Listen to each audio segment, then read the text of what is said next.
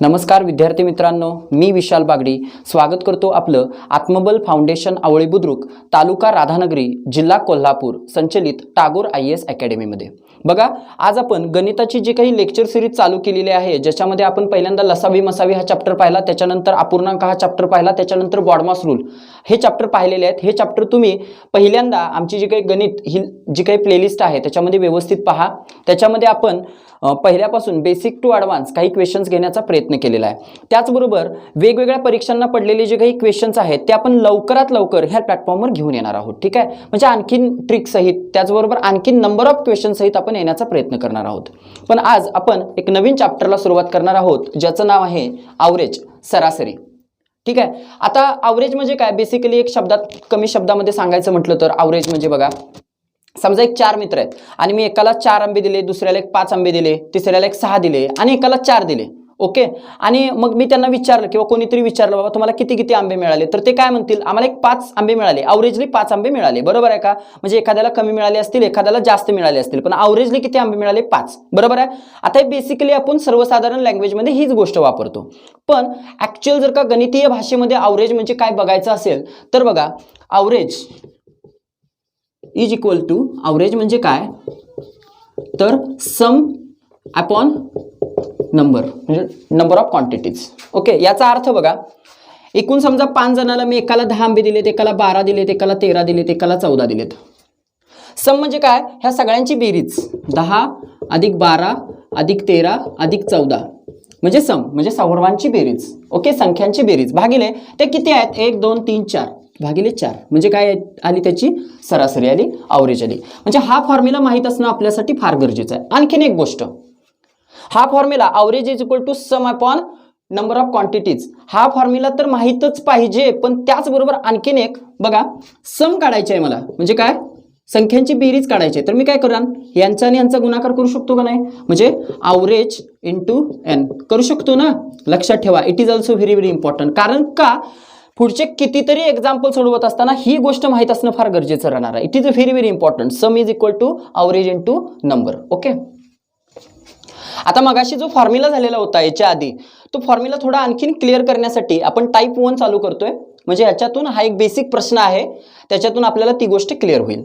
काय प्रश्न आहे बघा, पहिल्या 5 मूळ संख्यांची सरासरी किती। पहिल्या 5 आपल्याला मूळ संख्यांची काय काढायची आहे, सरासरी काढायची आहे, म्हणजे ॲव्हरेज काढायची आहे।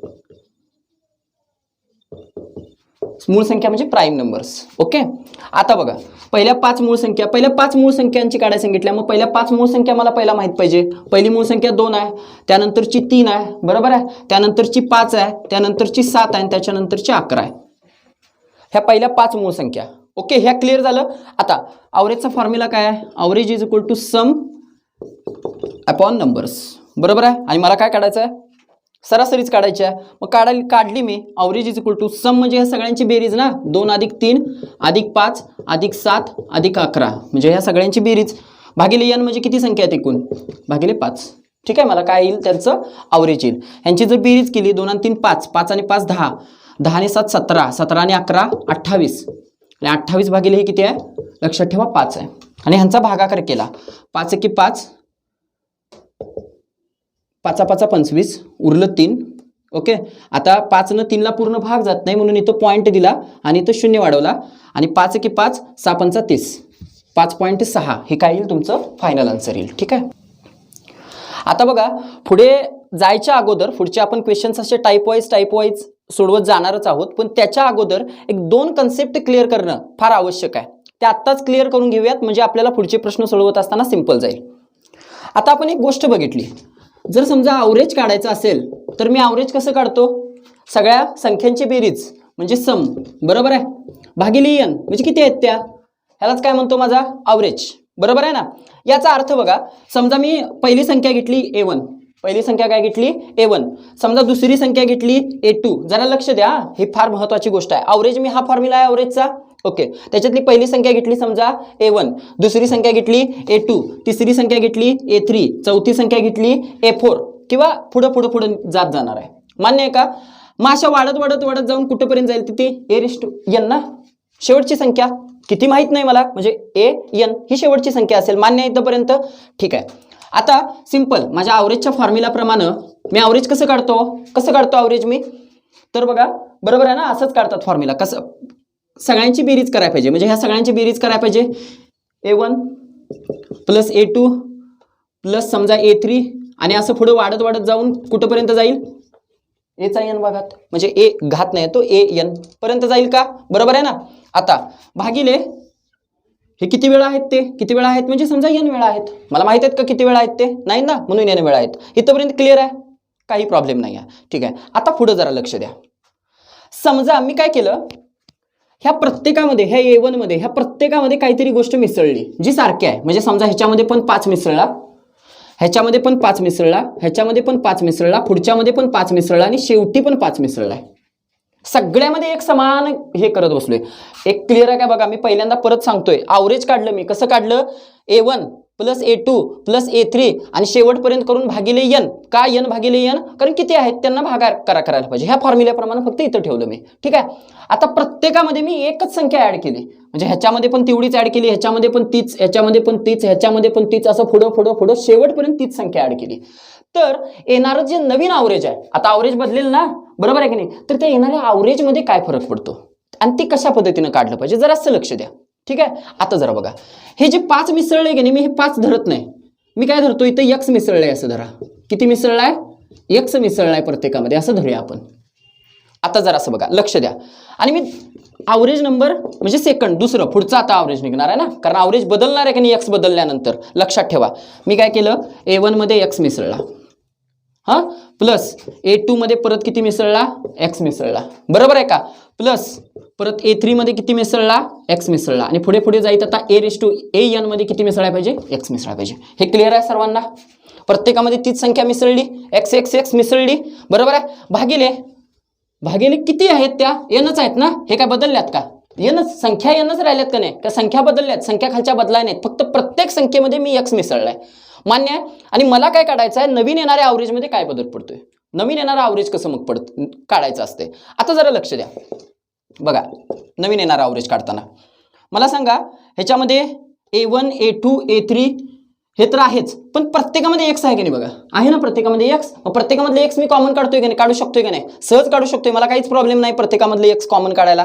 मग प्रत्येकामधले x कॉमन काढतोय, पण त्याच्या आधी मला जरा सांगा, A1 plus A2 plus A3 dot पुढं AN पर्यंत, हां हे आहे ना, हे घेतलं, बरोबर आहे का. आणि कॉमन काय निघलं, ते फक्त पुढे लिहिलं, x कॉमन निघलं ना. बरं, x कॉमन किती वेळा निघलं, मला माहिती आहे किती वेळा निघलं, n वेळा निघलं ना, म्हणून त्याला इंटू n केलं. बरं, ही कन्सेप्ट क्लिअर करायची असेल तर अपूर्णांक चॅप्टर बघा. अपूर्णांक चॅप्टरमध्ये हे nच का केले ते सांगितलेलं आहे, कारण की नुसता x इथं काढून चालणार नाही. काय x काढून चालणार नाही, तर काय x एकदा नाही, n वेळेला आहे, म्हणून n पण बाहेर काढला, समजते का बघा. आणि आत काय ठेवलं, A1 plus A2 plus A3 plus AN आणि बाहेर काय राहिलं, nx आणि खालचा काय आहे, n आहे ना. ओके, लक्षात ठेवा. इथपर्यंत काय अडचण आहे, नाही आहे ना, इथपर्यंत काहीच मला वाटते कदाचित अडचण नसावी. ठीक आहे. आता बघा, ही एक टर्म आहे आणि ही दुसरी टर्म आहे, लक्षात ठेवायचं. ही एक टर्म वेगळी आहे आणि ही एक दुसरी टर्म वेगळी आहे. जरासं मी सांगतोय प्रूफ करण्यासाठी फक्त हे सांगायला लागलोय. हे काय सगळं माहीतच असलं पाहिजे तुम्हाला असं काहीही नाही आहे, फक्त लक्षात ठेवा की मी प्रूफ करायला लागलोय. आता काय करा, A1 A2 A3 plus AN ह्याला भागिले किती करा, n करा, आणि nx भागिले सुद्धा किती करा, nच करा. बघा मी इथं लिहितो जरा बघा, A1 plus A2 plus A3 plus dot dot AN पर्यंत भागिले किती, nच केलं. आणि दुसऱ्या बाजूला काय बघा, दुसऱ्या बाजूला प्लस nx बाय n. इथं काय अडचण नाही, इथंपर्यंत नाही आहे ना. ठीक आहे. आता ह्याला निघून जाईल का, निघून जाईल ना. ठीक आहे, जाणार आहे निघून, सहज आपल्याला माहिती आहे. आता मला जरा सांगा, A1 A2 A3 plus AN इथंपर्यंत आणि भागिले n म्हणजेच काय, म्हणजेच a ना, म्हणजेच हा ना, म्हणजेच हा आहे की नाही, हे ॲव्हरेज आहे की नाही, ह्याचं हे काय ॲव्हरेज म्हणजे काय, A1 plus A2 plus A3 plus पुढे जाऊन AN भागिले n, बरोबर आहे की नाही, तेच इथं आहे की नाही, आहे ना, बरोबर आहे. म्हणजे ह्याचा अर्थ जुना ॲव्हरेज अधिक पुढचं x आहे काय, फक्त x राहिले ना. ह्याचा अर्थ काय हे तुम्हाला कदाचित समजलेलं नसेल. आता फक्त एक सिंपल उदाहरण घेऊन लगेच सांगतो बघा, टोटली 2 सेकंदामध्ये सांगतो बघा. लक्ष द्या, हे कळालं, निदान ही गोष्ट तरी समजली. नवीन येणारा ॲव्हरेज, ह्या ॲव्हरेजमध्ये किती असेल, फक्त तुम्ही x मिसळला की येईल. ओके, याचा अर्थ बघा, मी लगेच सांगतो, याचा अर्थ सांगण्याचा प्रयत्न करतो. बघा,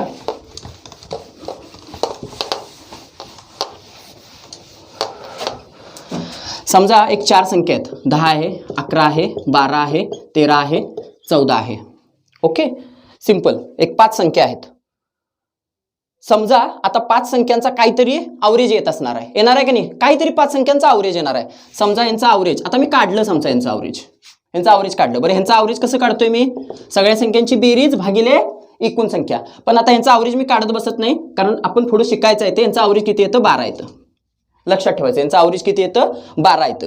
आता मी पुढे प्रश्न आणि काय सांगितला, आता ह्यातल्या प्रत्येक संख्येमध्ये मी 5 मिसळला किंवा 4 मिसळला, प्रत्येकामध्ये 4-4 मिसळले. बरोबर आहे का? प्रत्येकामध्ये किती किती किती मिसळत गेलो मी? 4-4 मिसळत घेतो. आता परत अवरेज निघणार. बरोबर आहे? त्या येणाऱ्या अवरेजमध्ये काय फरक पडेल, किती अवरेज असेल त्याचं. तर लक्षात ठेवायचं, फक्त ह्या जुन्या अवरेजमध्ये प्लस अधिक 4 मिसळायचं, बरोबर येणारं 16 हे नवीन अवरेज असेल. बघा, परत गणित सोडवत असताना ह्या गोष्टी तुम्हाला म्हणजे समजत जातील. पण आता ही गोष्ट फक्त लक्षात ठेवा की तुम्हाला जर जुना अवरेज दिलेला असेल, बरोबर आहे ना, आणि म्हणजे किंवा जुना अवरेज काढायचा असेल आणि प्रत्येक संख्येमध्ये काहीतरी मिसळायचं असेल आणि नवीन अवरेज काढायचं असेल, तर ते नवीन अवरेज परत काढायची गरज नसते. जी संख्या मिसळायची आहे ती जुन्या अवरेजमध्ये मिसळायची, डायरेक्टली नवीन अवरेज येते. लक्षात ठेवा, ठीक आहे. आता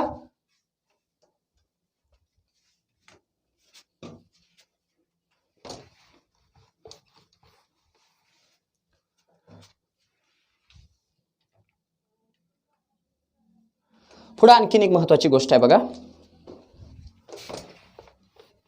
अवरेज मधलीच, म्हणजे 2 कन्सेप्ट सांगणार होतो. त्यातली पहिली कन्सेप्ट कदाचित तुम्हाला कळालेली असेल, पण काही गणित जशी घेत जाऊ तशी क्लिअर होत जाईल, ठीक आहे, मॅक्झिममली.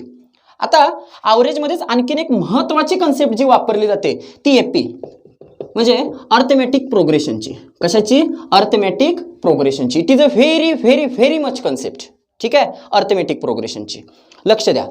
बघा, समजा पहिली संख्या आहे a1, हा, दुसरी संख्या आहे a1 प्लस n किंवा a1 प्लस d, दुसरी संख्या आहे a1 प्लस 2d, तिसरी संख्या आहे a1 प्लस 3d.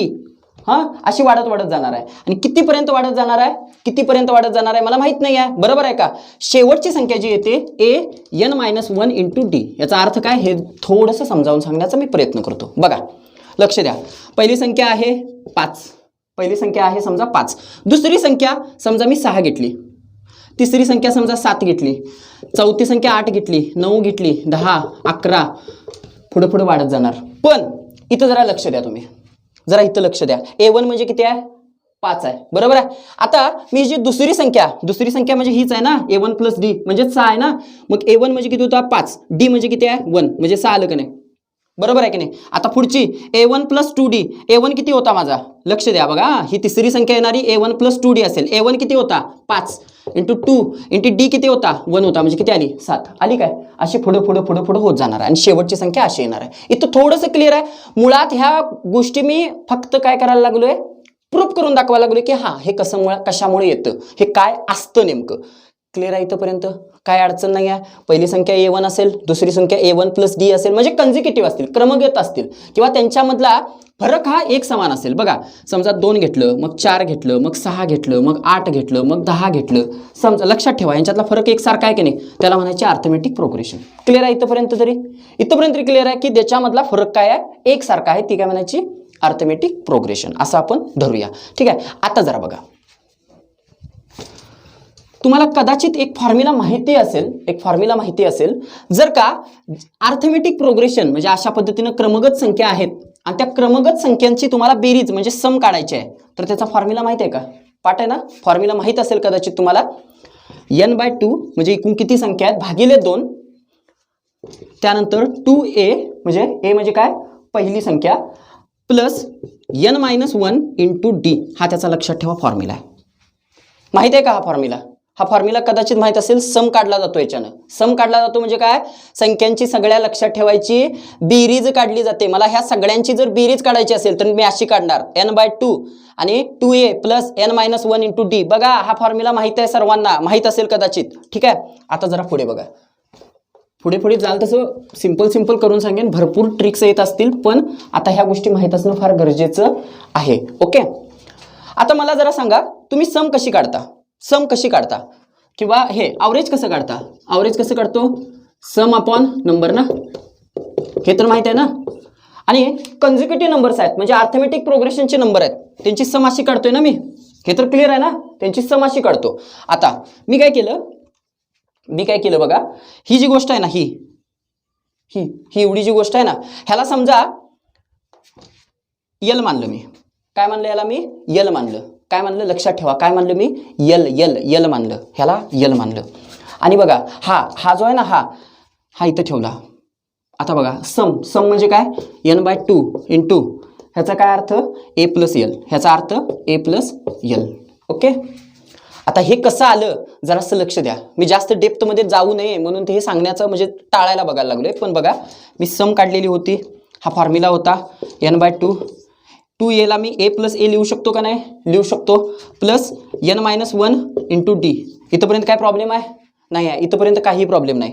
ह्या गोष्टीला मी समजा काय मानलं, यल मानलं, ह्या गोष्टीला मी काय मानलं, यल मानलं. तर बघा सम मी आहे अशी लिहिली, सम काय आहे, आता याचा अर्थ n/2 इंटू हा a प्लस हा यल, इथं आहे असं आहे लिहिलाय, अपॉन काय, अपॉन त्याच्या खाली काय येणार, येणार ना, कारण संख्या आहेत, इथं नंबर आहेत ना.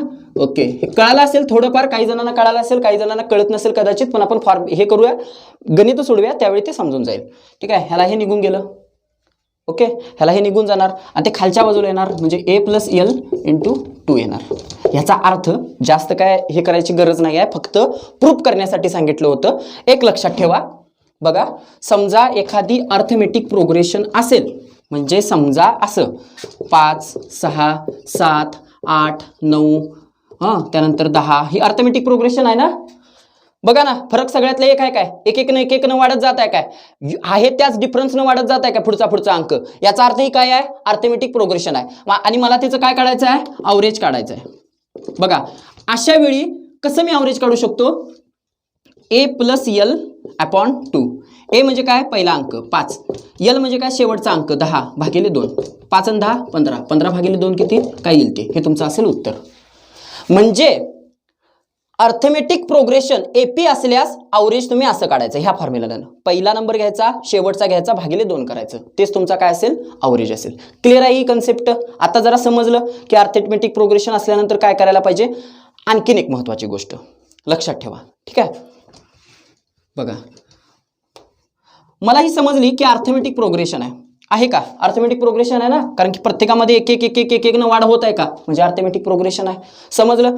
आता जरा बघा, आणि ह्या जर संख्या मोजल्या, संख्या किती आहेत, 1 2 3 4 5 6 आणि 7, 7 संख्या आहेत का, 7 संख्या. मग 7 ही ऑड आहे का इवन आहे, ऑड आहे का इवन आहे, ऑड आहे ना, ऑड म्हणजे विषम आहे ना, बरोबर आहे, म्हणजे अंक काय आहेत, विषम आहेत ना. तर लक्षात ठेवायचं, त्याचा मधला अंक हा त्याची काय असतो, अवरेज असते. कधी, जर ती कन्झिक्युटिव्ह म्हणजे काय असेल, अर्थमेटिक प्रोग्रेशन असेल तरच मधला अंक हा काय असतो, त्याची अवरेज असते. म्हणजे तुम्ही काय पण घेतलाय, 12 99 18 96 94 आणि तुम्ही म्हणाल ह्याचा मधला म्हणजे हे त्याचा अवरेज असतं, शक्य नाही. लक्षात ठेवा, ते नाही, तसं नसतंय. अवरेज कधी मधलं संख्या असते, ज्यावेळी ते कन्झिक्युटिव्ह असतील तर, म्हणजे कन्झिक्युटिव्ह असतील तर म्हणजे कसे, अर्थमेटिक प्रोग्रेशन मध्ये असतील तर. फॉर एक्झाम्पल 2 असेल, 4 असेल, 6 असेल, 8 असेल, 10 असेल. ओके, बघा कन्झिक्युटिव्ह म्हणजे प्रत्येकामध्ये फरक सेम आहे की नाही, राहिलाय की नाही. आत्ता ह्यातली मधली संख्या हा काय असेल, त्याचं अवरेज असेल. समजलं इथपर्यंत. दुसरी महत्वाची गोष्ट, समजा अर्थमेटिक प्रोग्रेशन आहे, 2 आहे, 4 आहे, नंतर 6 आहे, नंतर 8 आहे, अर्थमेटिक प्रोग्रेशन आहे, बरोबर आहे, प्रत्येकामध्ये सेम फरकानं वाढत जात आहे. ओके, मात्र आता संख्या किती आहेत, 4 आहेत, म्हणजे कशा आहेत त्या, इवन आहेत. आता कसा काढणार त्यांचा अवरेज, तर ह्या फॉर्म्युलानं, इथं आलाय का फॉर्म्युला, आहे का, पहिली संख्या अधिक शेवटची संख्या /2, काय काढला, अवरेज काढला. 2 आणि 8 10, 10/2 5, 5 हा काय असेल त्यांचा अवरेज असेल. किंवा मधल्या 2 संख्या घ्या, ह्या आहेत काय, 4 आणि 6, 4 आणि 6 मध्ये अंक कुठला येतोय, 5, तोच काय असेल त्यांचा अवरेज. लक्षात ठेवा, ह्या बेसिक काही कन्सेप्ट सांगितल्या मी, त्याच्यानंतर आता जसं जसं गणित घेऊ तशा काही गोष्टी आपल्याला क्लिअर होत जातील. ठीक आहे. बघा त्यानंतर आपण टाईप 2 चा प्रश्न घेणार आहे. आता प्रश्न इंग्लिशमध्ये आहे म्हणून घाबरून जायची काही गरज नाही. जसा अवेलेबल आहे तशा पद्धतीने मी घेतलेला आहे. Okay, it is also very very simple.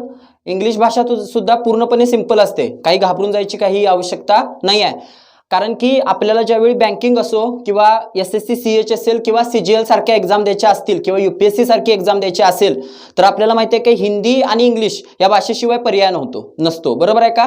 आणि जरी आपल्याला MPSC द्यायची असेल किंवा इतर एक्झाम ह्या द्यायच्या असतील तरी सुद्धा तिथे इंग्लिश असतं. त्यामुळे काही घाबरायची किंवा हे करायची अशी काही गरज नाही आहे. ओके, आता जरा बघा, पॅनिक व्हायची काही आवश्यकता नाही आहे. इंग्लिशला व्हेरी सिम्पल लँग्वेज. काय सांगितलंय, अ batsman scores 34, 36, 38, 40, 42 in his 5 innings respectively. Find the average runs in the 5 innings. आता जरा लक्ष द्या. बघा, सिंपल मराठीमध्ये सांगतो मी. एक बॅट्समन आहे, त्यानं त्याच्या 5 इनिंग्समध्ये म्हणजे 5 सामन्यामध्ये असं धरूया, एक पहिल्या ह्याच्यामध्ये 34 म्हणजे 34 हे केल्या रन्स गेल्या, दुसऱ्यामध्ये 36 केल्या, मग 38 केल्या, मग 40 केल्या, मग 42 केल्या. तर ॲव्हरेज फाइंड आउट करा की त्यानं 5 डावामध्ये मिळून एकूण किती धावा केल्या, ॲव्हरेज. ओके, आता मला जरा सांगा कुणाकुणाचा ॲव्हरेज काढायचा आहे तुम्हाला. 34चं, 36चं, 38, 40 आणि 42, बरोबर आहे का. मी पहिल्यांदाच सांगितलं, याच्या आधी सांगितलंय, म्हणून तर ती कन्सेप्ट क्लिअर केलेली होती की ही सिरीज अर्थमेटिक प्रोग्रेशनची. कशाची आहे, अर्थमेटिक प्रोग्रेशनची. कारण का, प्रत्येकातला फरक बघा किती आहे, 2चा आहे ना. प्रत्येकातला फरक 2चा आणि प्रत्येकातला फरक 2चा आहे म्हणजे सेम आहे, सारखा फरक आहे. 3चा फरक असला तरी चालला असता, 4चा फरक असता तरी चालला असता, पण तो फरक कसा पाहिजे, सारखा पाहिजे. तर ती सिरीज कुठली झाली, अर्थमेटिक प्रोग्रेशनची. आणि जर का अर्थमेटिक प्रोग्रेशन असेल आणि त्याचं मला जर का काय काढायचं असेल, ॲव्हरेज काढायचं असेल, तर मधला अंक हाच काय त्याचा असतो, ॲव्हरेज असतो. आता मधला अंक कोण आहे, 38 आहे, म्हणजे याचा ॲव्हरेज किती असेल, 38. हे लक्षात ठेवणं गरजेचं आहे. ठीक आहे. आता बघा, झालेल्याच टाईप सारखी 1-2 गणितं फक्त एक्स्ट्रा घेतो त्याच टाईप मधली. बघा, 1, 2, 3 आणि पुढे 10 पर्यंतची सरासरी. लक्षात ठेवा, प्रत्येकातला फरक एक आहे का, आहे ना. 1 1 1 न वाढत गेला, याचा अर्थ ती काय आहे, अर्थमेटिक प्रोग्रेशन. आणि अर्थमेटिक प्रोग्रेशन असेल तर तुम्हाला मी सांगितलेलंच आहे, जर का मला ॲव्हरेज काढायची असेल अर्थमेटिक प्रोग्रेशनची तर ती कशी काढली जाते, पहिली संख्या 1, बरोबर आहे का, शेवटची संख्या किती आहे, 10, भागिले किती करा, 2. हे तुमचं काय असेल, ॲव्हरेज असेल. ओके, 1 आणि 10 किती, 11, 11/2, बेके बे, 2×5 उरला 1. आता 2 ने 1ला पूर्ण भाग जात नाही म्हणून इथं पॉईंट दिला आणि इथं 0 वाढवला आणि 2×5, 5.5 हे काय असेल, उत्तर असेल.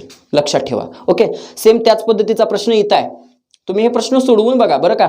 1 2 3 पुढे पुढे वाढवत जाऊन कितीपर्यंत आहे, 30 पर्यंत आहे. ची सरासरी काढायची आहे. बघा, मला ॲव्हरेज काढायची आहे. कन्झिक्युटिव्ह हे आहे का, अर्थमेटिक प्रोग्रेशन आहे का, आहे अर्थमेटिक प्रोग्रेशन. प्रत्येकामध्ये फरक किती आहे, 1 आहे. प्लस ह्या कशा आहेत, कन्झिक्युटिव्ह आहेत, म्हणजे कशा आहेत, क्रमगत आहेत. ह्यांची सरासरी कशी काढतो मी, 1 म्हणजे पहिली संख्या अधिक शेवटची संख्या म्हणजे 30 भागिले किती, 2. 1 आणि 30 किती, 31, 31 भागिले 2, बेके बे. आपल्याला माहिती आहे 15.5 इथं उत्तर येणार आहे, तोंडी उत्तर येणार आहे, काय काढायची गरज नाही आहे. ठीक आहे. आता बघा, पुढल्या टाईपचा आपण प्रश्न घेऊया. मी पटापट प्रश्न घेतोय कारण की आपल्याला मेन ॲडव्हान्स क्वेश्चन ह्याच्यातले काही जे आहेत ते महत्त्वाचे प्रश्न आहेत ते सोडवायचे आहेत. पहिल्या 10 विषम संख्यांची सरासरी किती.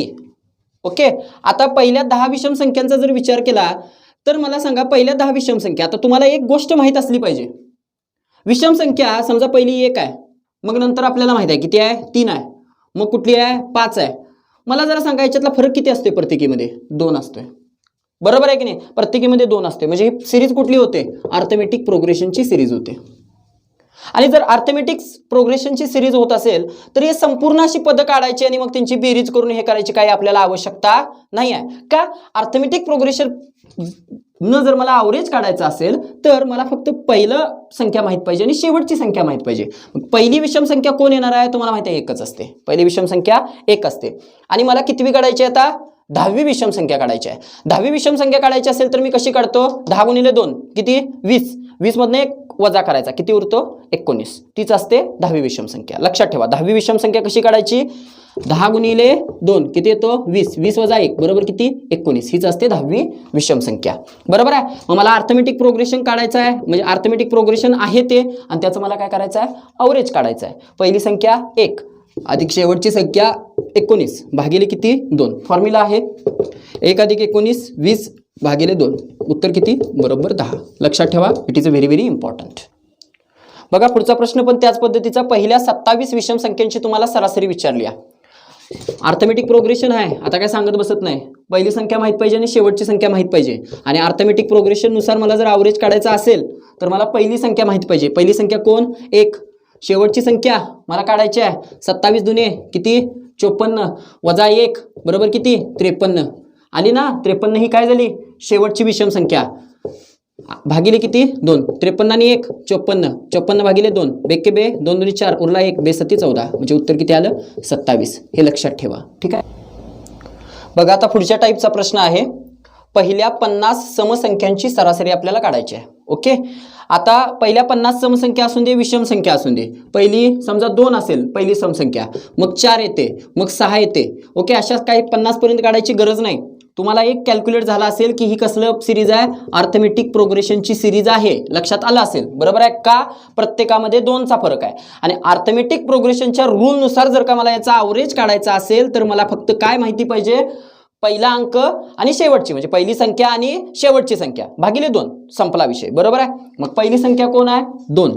शेवटची संख्या म्हणजे शेवटची समसंख्या काढायची आहे. फक्त 50 गुणिले 2 करा. किती येतं ते?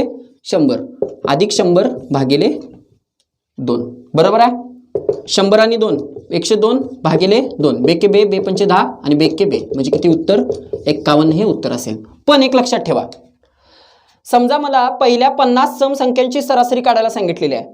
पहिल्या 50 सम फक्त काय करा 50 समसंख्यांची सरासरी सांगितली आहे 50 बरोबर आहे की नाही. त्याच्यात एक मिसळा हीच त्यांची सरासरी असेल म्हणजे किती? 51. लक्षात आलं का? 52 समसंख्यांची सरासरी विचारल्या. 52 अधिक 1 किती? 53. लक्षात ठेवा 53 हीच त्यांची काय असेल? सरासरी. ठीक आहे ना. Very simple.